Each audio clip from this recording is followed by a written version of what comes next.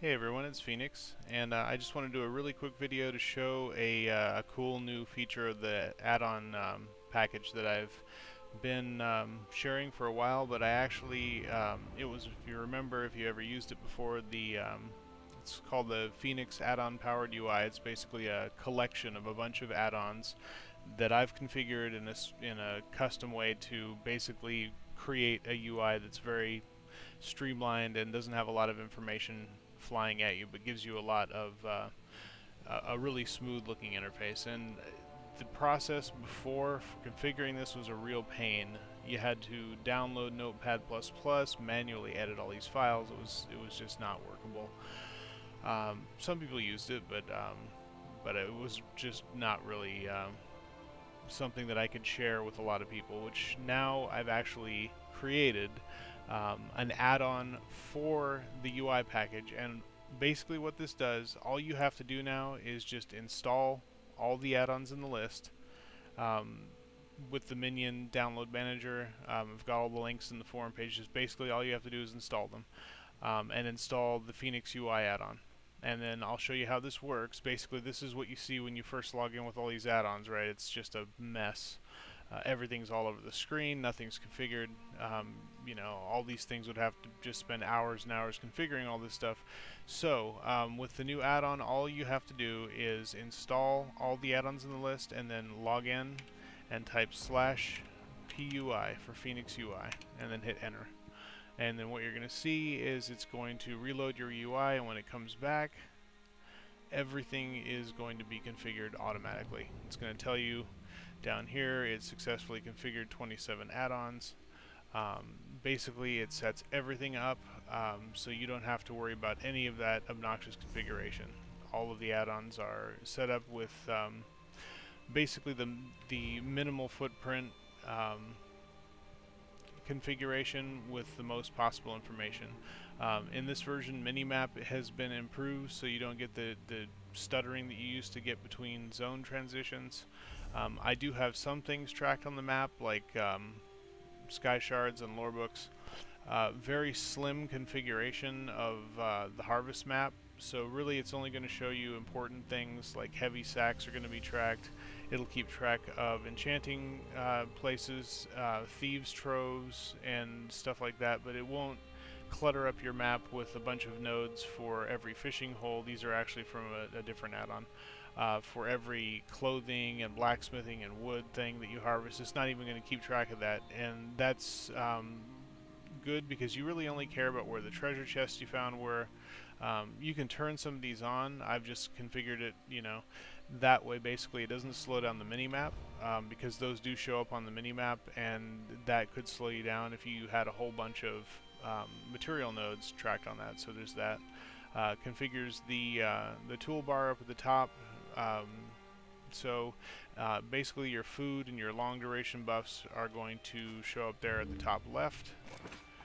And I've edited surrender to now show the minutes remaining as well as the hours for anything that has over an hour buff. Before it would just show 1 hour for this, even though it was an hour and 59 minutes, so I fixed that. And buffs, I don't really have any buffs on this lobby here. I should have logged in on my sorcerer. This is just a character I'm leveling, but there, the passive buffs down there. At the bottom right here you see Minor Sorcery from Templar, gets those buffs, Minor Prophecy. When I cast, well, now they're dead. But you can see the buffs will stack up down here. You can toggle a hotkey to show your combat summary, which will show basically your DPS, the abilities that did what damage, and whether they crit. So if you go into settings and add-on settings, you can actually tweak any of the options for any of the add-ons if you don't like any of the settings. But all the ones that I've included in my list are all pre-configured now, and all you have to do is type /PUI and that's done. What else did I wanted to actually cover really quick? Well, I guess it wasn't that important because I can't remember now. Add-ons. Oh, add-ons that actually have keybinds, like the combat summary that you saw. You have to go into controls and you'll find them in there. I'm using a different add-on. I think this is Votan's key binding. I, I think that's the name of the add-on. Let me see my list here. Yeah, this is in the optional add-on section, Votan's keybinder. I believe this is the one that does it. And there's a couple others that I linked there, like Emacs, which allow you to do key combos for keybinds, like shift and buttons and stuff like that. But I think it's Votan's keybinder that basically separates the add-ons into a separate menu here, which is really handy. So all you have to do is click on that. All the add-ons that have keybinds, you can set them in here. Otherwise, the default game had all of the standard keybinds and all of the add-on keybinds. It was just all in keybinds. So there was just this huge long list you had to go through. But now if you go to standard, these are just all the actual default game key bindings, and then add-ons are all the ones that are added by add-ons.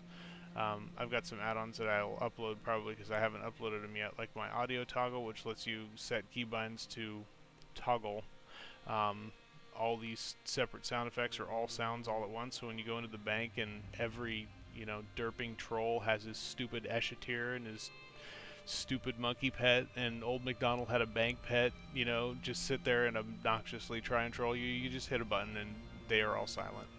So there's that. I'll probably upload that.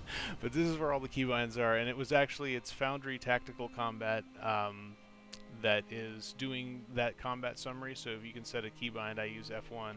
That's what brings this up. But lots of cool stuff. You can kind of explore what all is available, and like I said, you can tweak any of it. But no more having to edit files. Now all you have to do to get this really cool looking user interface with the mini-map, really clean lines, you can keybind for the compass to show and hide if you go to Wicked's full immersion, somewhere in the list, and set a keybind to turn that on and off. So I'll just temporarily set it to F2. It doesn't say compass, but just set a keybind to turn on off Wicked's full immersion, and basically what that lets you do is turn the compass on and off. If you actually wanted to use the compass for something, it's there. It's just hidden by default, so you can set a keybind for that. So yeah, really handy. Let me know what you think of the UI if you run into any issues. This is the first release of this, and I've tested that it is actually working properly. But there are some untested scenarios. I was going to experiment with different resolutions. It scales, so it should work on any resolution, but some people were saying, I think, that if they were using 1400, whatever the higher than 1080, to game, that this mini-map would be off, but everything else would be pretty much right. You could just go in and manually change the position of the mini-map by just unlocking it. If you go into add-on settings, minimap, size and position, I think is where it's locked. Yeah, lock position. Just turn that off, and then you can actually just click and drag this anywhere you want it. It's a real easy fix, but I don't have a monitor that can do that resolution. I'm going to see if I can actually set up through my driver, like I think it's called super sampling, and force that resolution to be available for the game, and then try and it'll look like crap on my monitor, but try and get that set up to make sure that works. If I do, then I'll just update the add-on, and you'll still just have to hit /PUI, and it will automatically detect what resolution you're in and set it up appropriately for that. So if you want to check it out, it's on esoui.com. It's Phinix Addon-Powered UI. So I hope you like it. Let me know what you think, and have fun.